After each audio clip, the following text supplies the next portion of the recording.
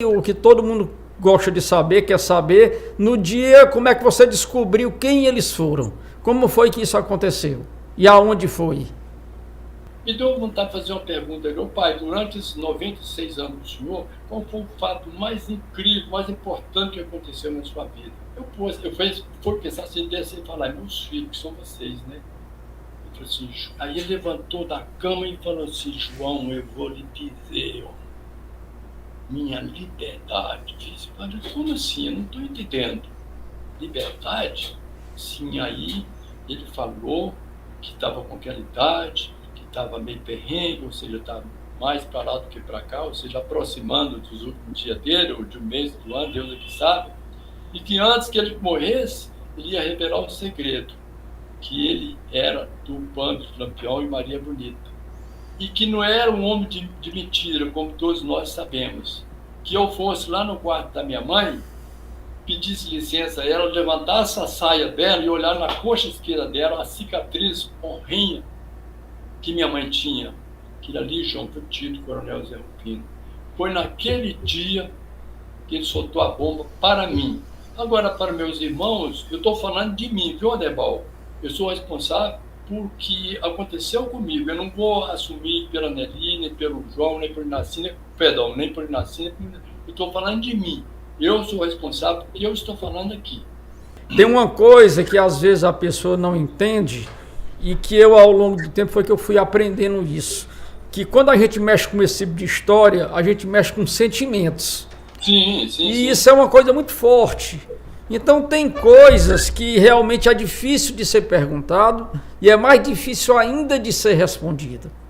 Isso aí a gente tem que aceitar isso que é uma verdade. É só a gente se colocar no lugar de vocês. Na época que vocês eram crianças, eram adolescentes que viviam com seu pai, se ele tinha armas de fogo, se ele atirava, se ele gostava de caçar. O pernambucano foi uma pessoa, o maior caçador que teve lá no Riachão. Ele não errava um tiro. Ele tinha espingarda de 2 canos, ele tinha espingarda de 1 cano, ele tinha todas as armas. E ele não errava um tiro e gostava de caçar. Nós tivemos uma época, que está escrito na história, um cachorro comeu todos os alimentos que a gente tinha. A gente vivia com caça. Ele chegava com tatu, chegava com veado, chegava com a paca, chegava com gato do mato, que vendia o couro. Então, a resposta é essa. Ele tinha suas armas, atirava e era bom de mira. Você sabe dizer onde Moreno estava no dia do cerco a Angico? Moreno, de acordo com ele se encontrava no estado de Alagoas. Não posso afirmar se era em Pedra, nas mediações de Pedra, se era nas mediações de Piranhas ou em outros lugarejos. Eu só posso afirmar que ele estava no estado de Alagoas. Pronto. No estado de Alagoas. Agora, em relação à localidade... Segundo o nosso amigo João de Souza Lima, que com certeza é a pessoa que mais conhece a história de seus pais, Sim. Ele me falou que eles andavam magiando o Rio São Francisco quando souberam da notícia e de lá ganharam o mundo, né? Ali Sim. pelo Mochotó, ali naquela região. Se o Moreno herdou o apelido de Moreno por conta de outros morenos que já existiram no grupo ou por algum outro motivo? Antes de Moreno ser Moreno, de acordo com Frederico Pernambucano, ele às vezes era chamado de morenagem. O apelido de Moreno foi quando ele estava no acampamento, ele era convidado pelos cangaceiros, aí eles chegaram com uma vítima, provavelmente o coiteiro, e antes perguntaram o Antônio Inácio da Silva se ele sabia atirar. Ele disse que sim. Aí trouxeram para ele um homem amarrado, com os braços para trás, e com as características que já tinha levado uma tremenda surra, e disseram o seguinte: Luiz Pedro, isso é para você, Moreno. Jogou para ele. E o Moreno pegou seu mosquetão, meteu bala no sujeito e matou. O sujeito não sabe quem foi, se era coiteiro, não sabe quem foi. A partir daquele momento, Moreno, Antônio Inácio da Silva, foi aplaudido por todos daquele acampamento, e ali ele recebeu o nome de Moreno, e com isso ele entrou para a história. Bom, E com isso ele entrou para a história. isso que você... E Moreno existiram outros antes dele entrar no bando, vocês sabem disso. Isso que você falou agora, João, é uma coisa difícil de se falar. É uma coisa que nem todo descendente tem coragem de falar. E você falou uma coisa de um crime que seu pai cometeu, sem nunca ter visto aquele rapaz na vida, e deram a ordem a ele e ele cumpriu. Né? Eu estou fazendo isso porque o rapaz aqui fez uma pergunta aqui que tem a ver com isso que você está dizendo. Né? Porque você não esconde nada que seu pai fez. Ele pergunta aqui o que é que você sente quando vê seu pai e sua mãe nas fotos e nos filmes da época do cangaço com armas na mão. Já fazendo um paralelo com esse crime que ele cometeu. O que é que no seu íntimo você sente quando vê o seu pai? De você saber que ele pegou em armas e que matou pessoas, até pessoas inocentes. Na época, o que é que você sente sabendo que ele fez isso? Até então eu me lembro que uma vez eu estava na cidade de Barbalha, não sei se é Barbalha ou Aurora, ele está participando de um evento, e qual que era a polêmica lá? Eles eram bandidos ou heróis? O que eu falei lá? Ó, fui lá na frente, tinha 3 minutos para falar. Eu não sou historiador, não sou pesquisador, eu sou simplesmente filho de Moreno. O senhor me respeita, meus 60 anos, 62, que estava na época, 60, respeita a minha idade, respeita a minha opinião, mas uma pessoa que mata, que saqueia, que estupra, que comete atrocidade, é bandido. Agora, depois que o indivíduo deixa suas armas, né, se constitui uma vida decente, como foi exemplo de meu pai, como o doutor Antônio Maurício sempre falou bem do meu pai e da minha mãe. Meu pai, para mim, na época, era bandido. Me desculpa quem for a favor, eu não estou aqui para tapar buraco de ninguém, eu estou aqui para falar a verdade. É o sentimento que eu tenho. Meu pai, onde estiver lá, me perdoa, mas para mim era um bandido. A gente sabe que eu já vi pessoas falar comigo, não chama seu pai de bandido, que não é bandido, era seu pai, você como filho não pode, mas eu não aceito. Hoje eu tenho uma filha de 15 anos, a Giane. Como que uma pessoa cerca sua casa, invade sua casa, estupra sua filha, sua esposa, te rouba, te massacra, é um santo? Me desculpa, mas eu sou totalmente contra. Eu acho uma pessoa que pensa isso, me perdoa, senhor, para mim é um pensamento que não compete com o meu. A resposta é essa. Com certeza, você sabe separar muito bem o Moreno da história do Moreno depois do cangaço. São duas pessoas diferentes, apesar dele ter sido um homem duro a vida toda, mas ele parou de cometer crimes e se regenerou, enfim. De uma maneira ou de outra, vocês hoje estão tudo aí e é isso que importa. E os cangaceiros, a vida deles era dura, a vida deles era sofrida, muito sofrida. Minha mãe dizia que chumbo é bom na bunda de viado, pimenta dos olhos dos outros é refresco. Eles eram bandidos, mas um bandido que sofria.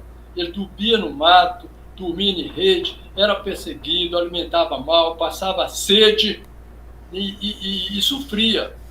E como você fala, é uma história de sangue, suor e lágrima. Não tem como ser o contrário. Os bandidos de hoje, eles andam de avião, eles se hospedam em hotéis, eles bebem vinho da região da Borgonha, da França, eles tomam uísque importado de 12, 15 anos, eles têm advogado para tirá-los da cadeia, entendeu? No cangaço de hoje. E aqueles bandidos que tinham suas vestes características do cangaço, que eram diferentes da época, que era homem de mãos calejadas, que a maioria parte deles era homem de bem, jovens de regiões pacatas, né? Viviam numa situação onde não chovia, onde havia predominância do coronelismo, a vendita, as filhas eram estupradas, a falta de leis levou essas pessoas para o mundo do crime. Foram produtos de uma época realmente, né? Então as pessoas que estão começando agora para se transformar em um pesquisador, ele precisa tomar cuidado, né? Quando ele for fazer pesquisa em livro, escolher os atores para ele não escrever bobagem. Porque eu vou falar aqui um fato. Tem uma pessoa aqui do norte de Minas que veio aqui em Belo Horizonte, quando meus pais estavam vivos, pedir Moreno para afirmar que Lampião foi morto em Minas Gerais. Vocês imaginam que loucura. Essa é novidade para mim, viu? Imagina que loucura. Que loucura. E meu pai negou, falou, não, Lampião não morreu. Lampião morreu foi em Angico. Não, mas você vai falar que eu vou colocar aqui, né? Não, pode tirar o seu cavalinho da chuva. Eu sei o nome dele, não vou falar por uma questão de ética. Mas veio aqui em Belo Horizonte. João, olha, isso aí que você está contando, agora para mim também é novidade, é uma coisa que eu fico sem palavras para descrever uma pessoa que faz um negócio desse. Pois é, senhor. Porque isso nada mais é do que mau caratismo, uma pessoa que quer ganhar fama a qualquer modo. Ou seja, essa pessoa realmente não merece o mínimo de consideração e merece ser até processada por querer desvirtuar a história e na casa do seu pai para pedir um negócio desse. Isso aí, agora você me deixou. É desse jeito. Uma pessoa que escreve um livro desse, imagina a pessoa inexperiente, aí vai ler esse livro e lança lá na história dele.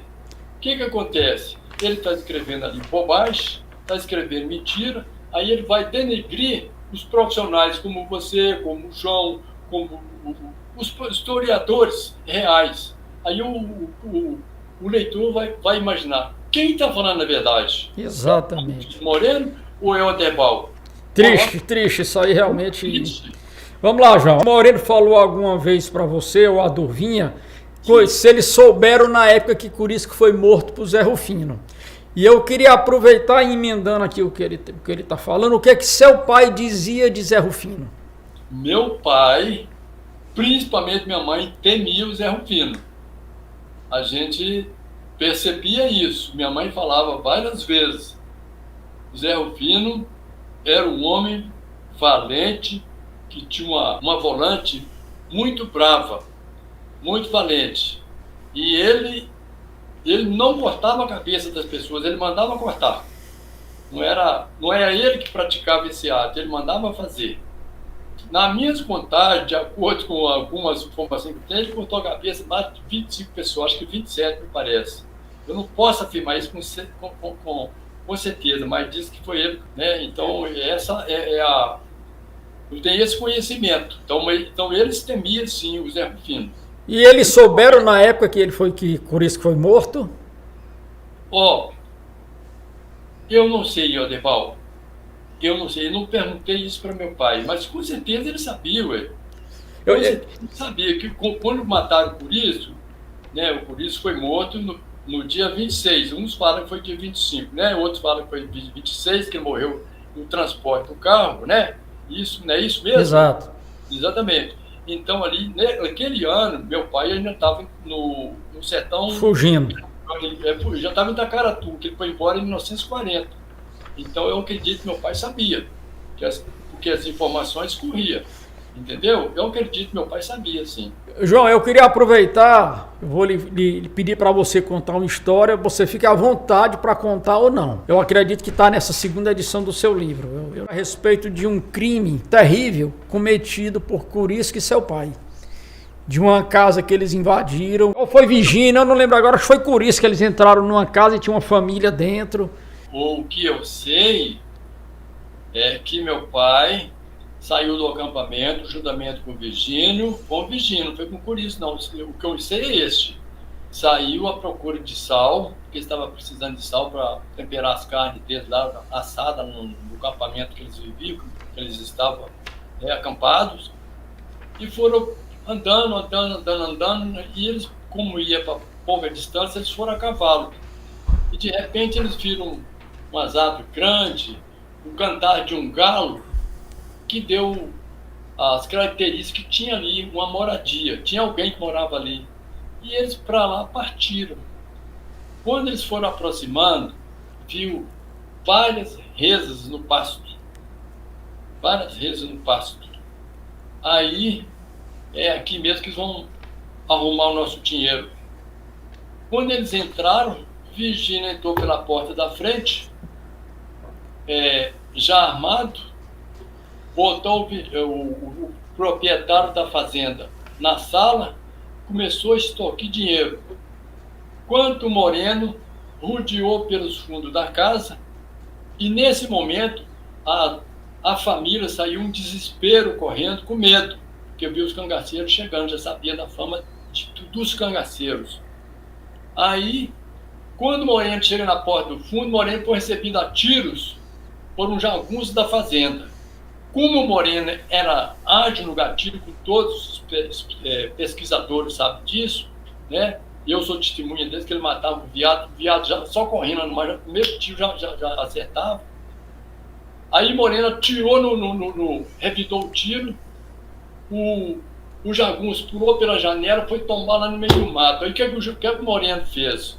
Moreno entrou para dentro da casa, e ainda estava em meio àquele fumaceiro dos tiros, tiro do jagunço com o tiro do Moreno, e ouviu o Moreno lá na sala, extorquindo dinheiro e o homem negando.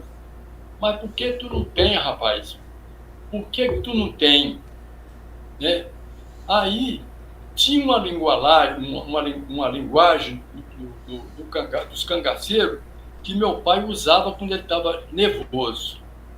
E eu vou, pela primeira vez, vocês historiadores e as pessoas que estão nos assistindo vão ouvir isso aqui agora, uma coisa histórica que ninguém sabe.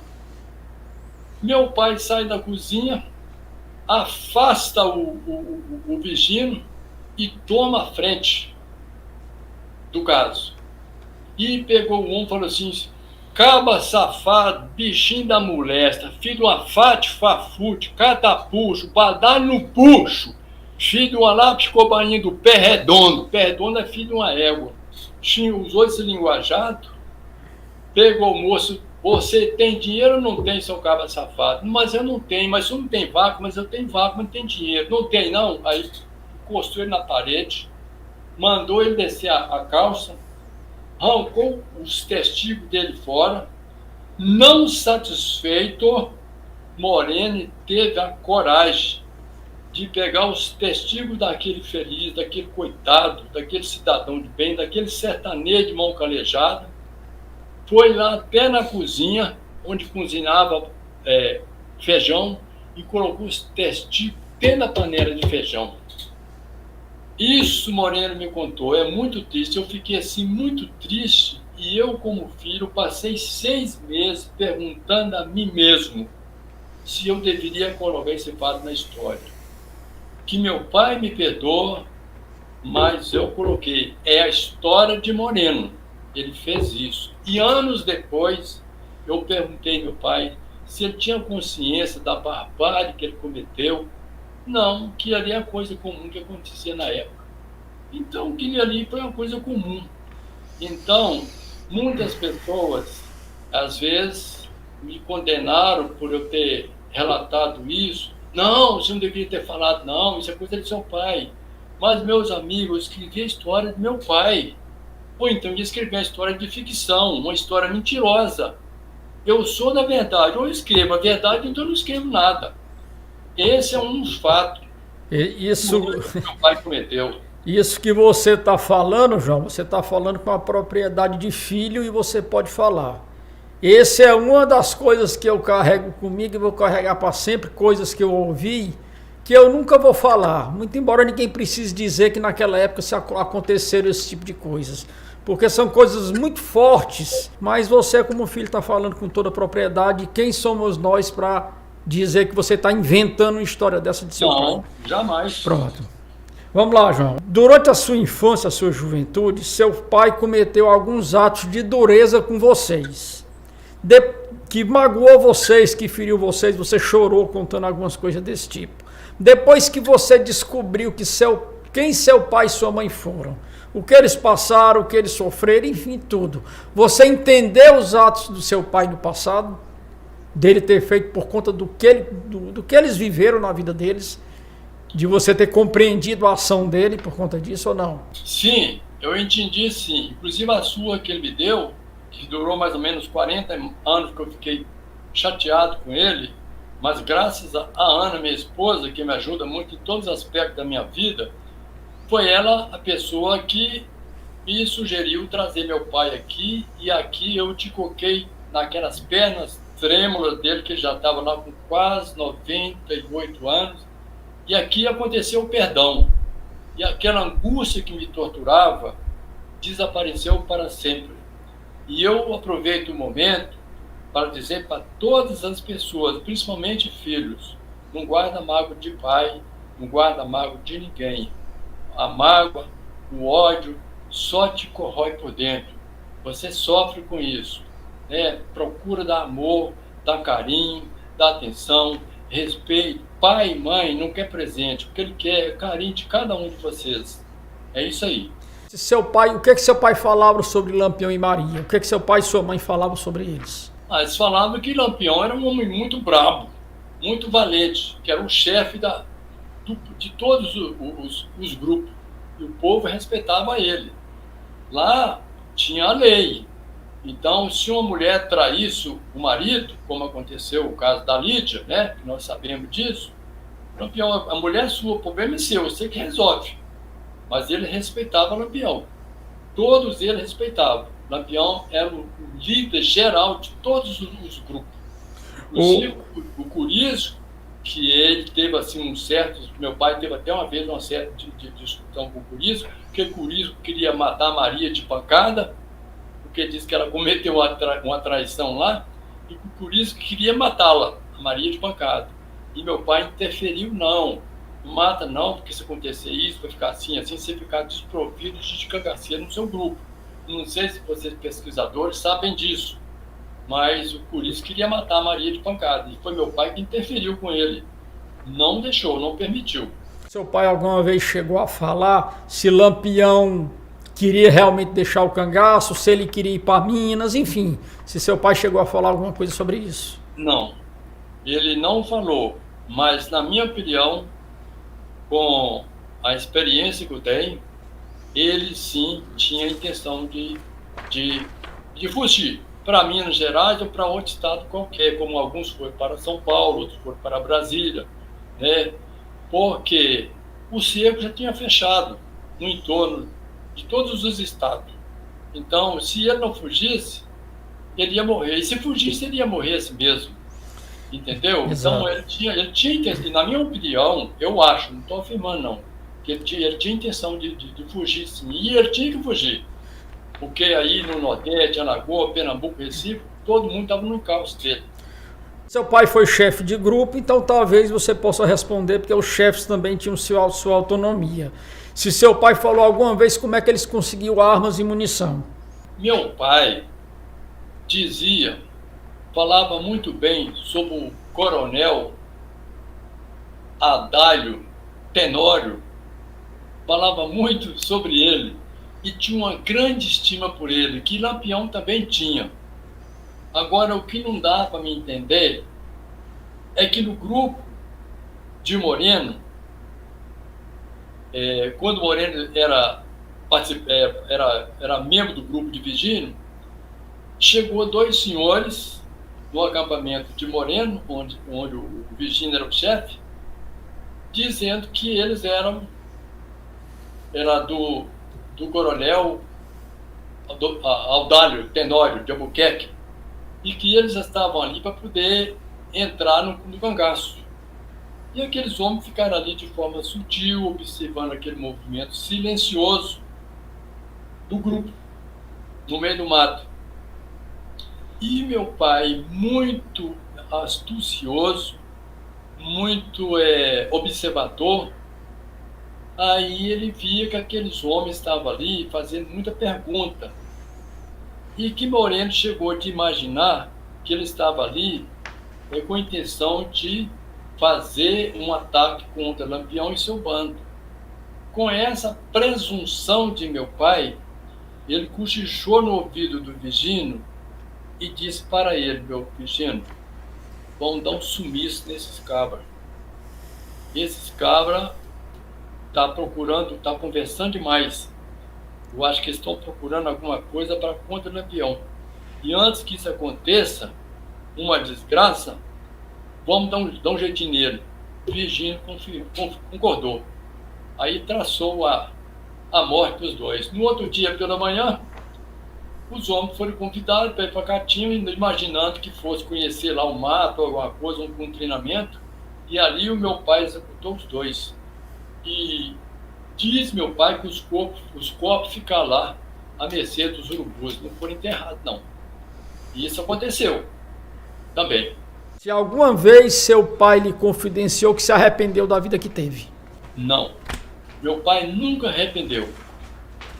Nunca. Vocês sempre tiveram dúvidas de saber que achava estranho o relacionamento de seu pai e sua mãe, que vocês não tinham tios, não tinham primo, não tinha ninguém, né? E ele está perguntando aqui quando surgiu essa curiosidade de vocês saber quem eles eram, porque vocês não tinham referência de família, não é isso?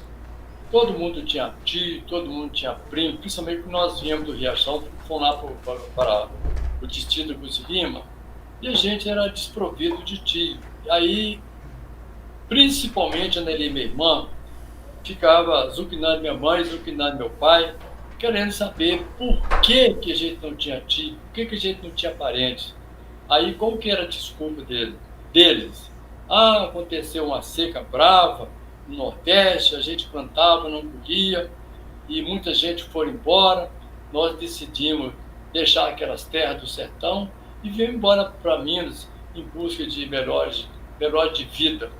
Mas jamais nós imaginávamos que eles eram cangaceiros. Embora, devido à nossa infância, a nossa maturidade, sem maturidade, a nossa como eu falei, ingenuidade, sabia que na capanga de minha mãe tinha cordões de ouro, tinha dente de ouro, capa de ouro, aqueles negócios de prender gravata, tinha uma série de objetos de ouro. E a gente jamais imaginou que tudo aquilo ali era objeto de furtivos, de origens furtivas. Mas só vamos descobrir isso anos, décadas depois. Mas eles guardaram um segredo de 65 anos. Eu nunca ouvi falar em toda a minha vida na história do cangaço. A história do cangaço é uma história rica, né? Uma história dura, como você mesmo disse, que eu concordo plenamente. Mas eu nunca vi na história do cangaço um casal com uma história tão rica como Moreno e Turvinha, né? E um reencontro de 65 anos. Estou falando do Inacinho, meu irmão. Então, foi um encontro de 65 anos, onde a mãe, o pai deixou os filhos e só reencontraram 65 anos depois. É uma coisa inédita na história do cangaço. Se o Moreno, durante o cangaço, se ele nunca pensou em se entregar para a polícia? De forma nenhuma. Ele poderia morrer, mas ele não entregava, não. É o caso do Curisco. Você sabe quantas pessoas tombaram pelas armas de seu pai? Na minha contagem, 27. Agora, como o meu contato, na época eu estava nativo, eu tinha pouco contato com ele. Se fosse hoje, eu ia tirar muito mais coisa da boca dele. Eu tenho certeza que ele foi enterrado com muita coisa que ninguém jamais irá ficar sabendo. Qual o maior ensinamento que você aprendeu do seu pai, que você herdou dele? A honestidade. A honestidade é uma coisa muito interessante, viu? É uma coisa muito interessante, porque justamente vem provar que a vida deles depois do cangaço mudou completamente, como se diz, né? Se a sua mãe teve outros filhos na época do cangaço. Muito boa pergunta. Minha mãe teve 2 filhas com Virgínio, que essas foram entregues e morreram antes de completarem 1 ano por ser filhos de cangaceiro. E minha mãe teve um total de 14 filhos. Mas até interessante essa pergunta, Adebal, porque eu vou relatar um fato aqui que eu não coloquei no meu livro, porque realmente eu esqueci. E que eu vejo comentar pouco na história. Aliás, nunca vi comentar na história do cangaço. é sobre aborto no cangaço. Minha mãe revelou várias vezes que ela fez aborto, além desses dois que eles doaram, né, que é filho dela com Virgínio, ela teve mais 2 abortos. Teve aborto. Fez aborto? Não, ela teve aborto. Qual é a forma certa de falar? Teve ou fez? Certo. Ela teve 2 abortos com Virgínio e teve aborto com Moreno também. E eu vou até fazer um comentário aqui, que é meio pesado, né? Eu espero que as pessoas entendam, mas é a história de meu pai. Alguma pessoa pediu que eu não comentasse isso, não, mas eu vou comentar. Se alguém não gostar, achar que eu não devo falar, que é falta de respeito, não me importa, eu vou falar a verdade. Minha mãe fez um aborto, vários abortos, teve vários abortos. Não é que ela fez, ela teve vários abortos. E dentre um desses, quando foi puxado o feto, ou seja, a criança, em alguns segundos, minha mãe disse que viu aquele objeto que tiraram dela com a semelhança de um filhotinho de um cachorro, de uma cachorra que pariu recentemente. Ela fez essa comparação. Então, não estou falando de outros cangaceiros, estou falando de minha mãe, que depois vão falar, fulano de tal abortou, fulano de tal. Não, estou falando da minha mãe.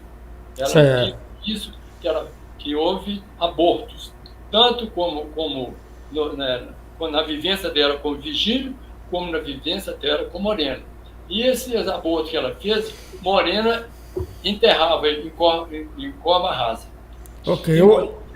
Qual o parentesco de Moreno com a pessoa que matou Delmiro Gouveia?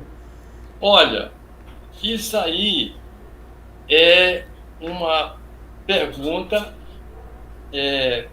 meia polêmica, porque alguns afirmam que foi o Zé Jacaré que matou Delmiro Gouveia. Mas o Zé Jacaré era irmão do meu pai. O homem era bravo também. Na região do Ceará, ele era um terror lá. Agora, eu não posso afirmar se foi realmente ele. Eu apenas acho. Você afirmar é uma coisa, você achar que é outra. Exatamente.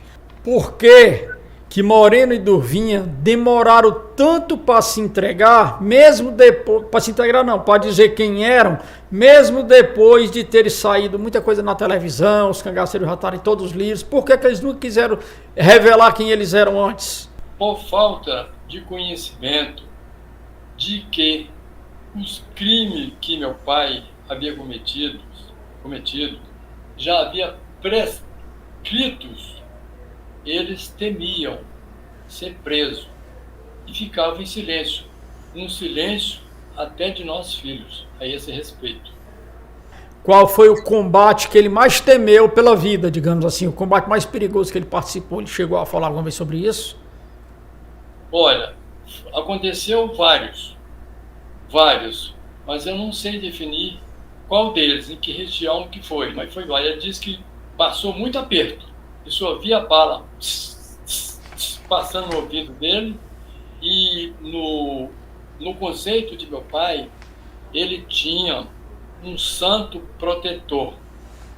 Ele disse que uma vez ele estava debaixo de um pé de ambuzeiro, ele e minha mãe, num sol quente terrível, e de repente viu uma volante com 6 cangaceiros caminhando em direção a eles, e que a mãe começou a ficar com medo. E aí ele disse para minha mãe assim: você vai fazer o seguinte, eles são 6, eu sou um, se eu der um tiro num deles, eles me matam. Nós vamos nos proteger com oração. Você não olha para nenhum deles e deixe comigo. Os senhores acreditam que essa volante passou poucos metros de frente a esse pé de embuzeiro onde estava Moreno e Durvinha. Meu pai disse que ouvia até passos tchac, tchac, tchac, tchac, e o movimento dos mosquetões, das armas, das volantes. E ninguém viu Moreno. É uma coisa incrível. E aconteceu outros fatos de muito risco para Moreno perder a vida. E ele era salvo. Portanto, aqueles tiros que nós soltamos na morte dele, no enterro dele, foi a pedido dele. Quando eu morrer, vocês soltam uns tiros de canhão em homenagem ao meu santo protetor, que ele me salvou do perigo tantos anos na minha vida. João, isso aí que você está dizendo, eu ouvi de outros remanescentes quando o Moreno disse que passou bem pertinho e ninguém viu. E muita gente estranha lá em Angico. Como é que chegaram e ninguém viu? Gente, existem inúmeras histórias de cangaceiros terem chegado perto de volantes e volantes de cangaceiro e eles não ouviram. Verdade. Isso aconteceu muitas vezes, as pessoas se espantam com o Angico como se fosse uma coisa do outro mundo. Né? O próprio